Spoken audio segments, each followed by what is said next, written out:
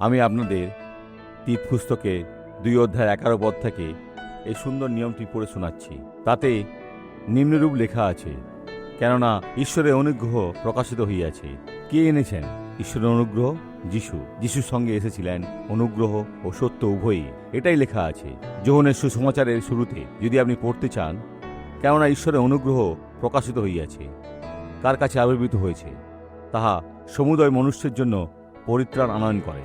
হে আমার ভাতৃগণ, সুসমাচার প্রচার করা খুবই সহজ, কিন্তু কঠিন হল আপনাদের সত্য বলা, ঈশ্বরের সামনে পবিত্র থাকা, কোনো ব্যভিচার, কোনো অহংকার, কোনো ব্যক্তি স্বাতন্ত্র্যের আকাঙ্ক্ষা থেকে মুক্ত থাকা, নতুবা আপনারা মানুষকে সাহায্য করতে পারবেন না।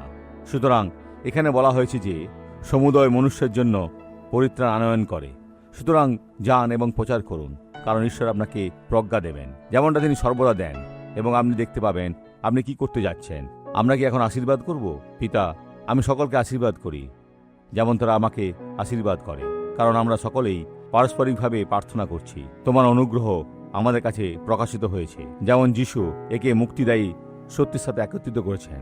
হে প্রভু, আমি এখন আদেশ করছি, যন্ত্রণার প্রতিটি মন্দ আত্মা, অবিশ্বাসের মন্দ আত্মা, এই আত্মা যা হৃদয়কে কঠিন করে তুলেছে, তা যেন এই ব্যক্তির মধ্যে থেকে বেরিয়ে যায়। যিশুর নামে। ঈশ্বর আপনার মঙ্গল করুন।